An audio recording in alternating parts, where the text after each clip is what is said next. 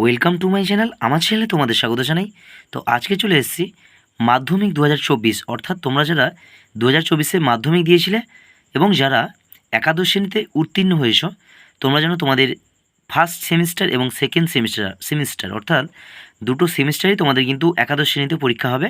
তো সেই পরীক্ষায় বাংলায় তোমাদের যে কবিতা রয়েছে দুটো, সেই দুটোর মধ্যে একটা কবিতা থেকে যে ধরনের এমসিকিউ প্রশ্ন আসতে পারে সেগুলো আলোচনা করে দিয়েছি। আজকে দ্বিতীয় যে কবিতাটি রয়েছে, অর্থাৎ তোমাদের দুটো কবিতা রয়েছে এই ফার্স্ট সেমিস্টারে, তার মধ্যে একটি আলোচনা করে দিয়েছি। আজকে আরেকটি, যেটা সাম্যবাদী কাজী নজরুল ইসলামের লেখা, এই অধ্যায় থেকে এমসিকিউ আকারে যে প্রশ্নগুলো আসতে পারে হুবহু সেই প্রশ্নগুলো তোমাদের কাছে আলোচনা করছি এবং এর ভেতর থেকেই প্রশ্ন কমন পাবে।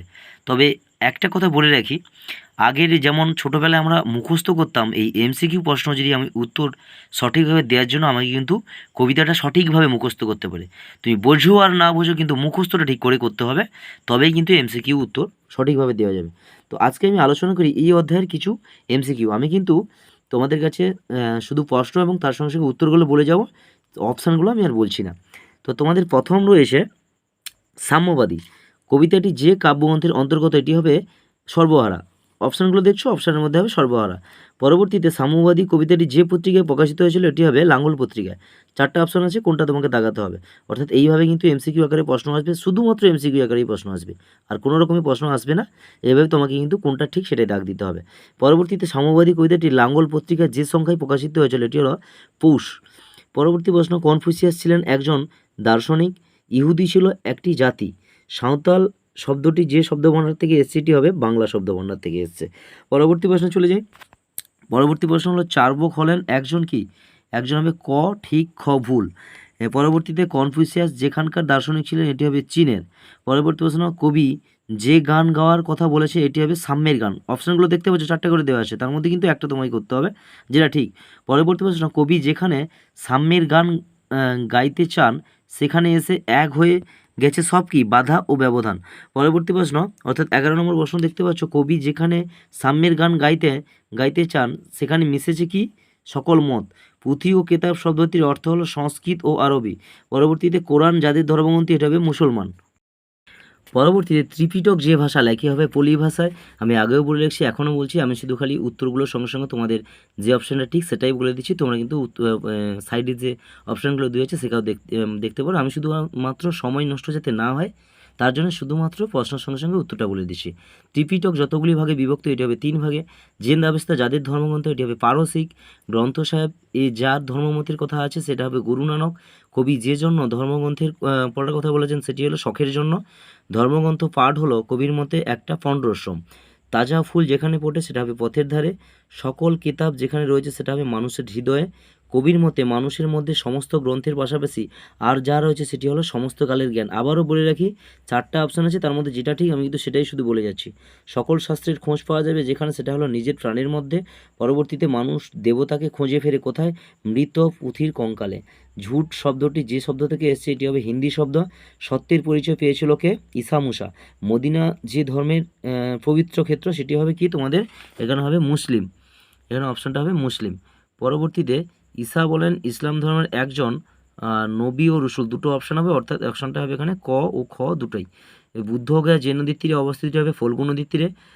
কবিতায় উপাসনাস্থল হিসাবে উল্লেখ্য আছে, এখানে হবে সবগুলি, যেখানে দেওয়া আছে মন্দির, গির্জা, মসজিদ।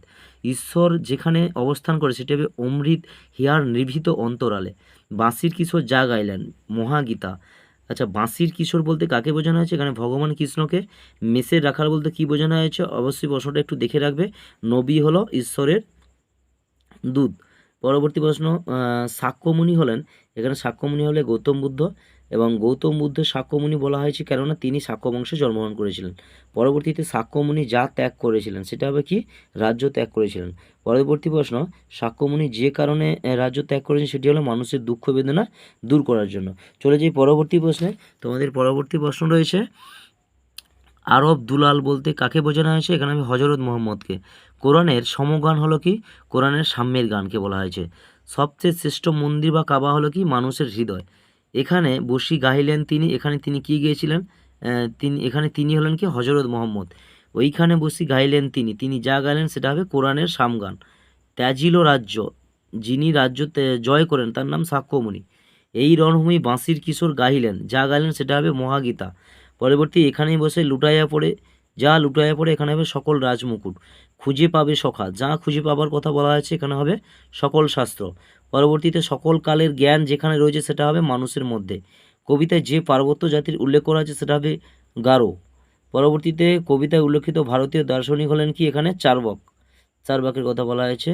পরবর্তীতে কবিতায় উল্লেখিত একটি শৈব ধর্মক্ষেত্রের নাম কি, কাশী, মানে শিব ধর্মক্ষেত্র। কবিতায় ভারতের বাইরে যে স্থানের উল্লেখ পাওয়া যায় সেটা কি, সেটা তোমাদের অপশান আছে 4টা, সেই অপশানের মধ্যে তোমাদের অপশানটা হবে এখানে সবগুলি, অর্থাৎ কাবা রয়েছে, কাবার সঙ্গে সঙ্গে রয়েছে তোমাদের মদিনা এবং জেরুজালেম, এই 3টে অপশান রয়েছে। পরবর্তীতে মিথ্যা শুনিনি ভাই, কবি যা সত্য শুনেন সেটি হলো মানুষের মধ্যেই সকল ধর্মস্থান অবস্থান করে। কবিতায় উল্লেখিত একটি দর্শন গ্রন্থের নাম কি, বেদান্ত। এবং মৃত পুঁথির কঙ্কালে যা ফেরা হয় সেটা হলো ঈশ্বরের সন্ধান। এখানে আরও কিছু অপশান রয়েছে, অর্থাৎ যদি তোমরা ভালো করে মুখস্থ করো কবিতারা, সেখান থেকে কিন্তু এই প্রশ্নগুলো উত্তর দিতে সুবিধা হবে। যেমন একটা আছে গাই ড্যাশ গান, ওইভাবে গাই সাম্যের গান। তো এই গেল তোমাদের হচ্ছে কবিতা, সাম্যবাদী কবিতা থেকে সবচেয়ে গুরুত্বপূর্ণ কিছু এমসিকিউ, যেটা কিন্তু তোমাদের অবশ্যই পরীক্ষায় অর্থাৎ ফার্স্ট সেমিস্টারে তোমরা এই প্রশ্নগুলোর ভেতর থেকেই কমন পাচ্ছ। আবারও বলে রাখি, কবিতাটা বোঝো আর না বোঝো, বুঝতে যদিও না পারো কিন্তু মুখস্থ করে রাখো, যাতে প্রশ্নগুলো এমসিকিউ উত্তর দিতে হলে তোমাকে কিন্তু মুখস্থ করতেই হবে কবিতা। যাই হোক, এরকম ভিডিওগুলো পাওয়ার জন্য অবশ্যই চ্যানেলটিকে একটা লাইক করে সাবস্ক্রাইব করে দাও, যাতে পরবর্তী ভিডিওগুলো তোমরা পেতে পারো।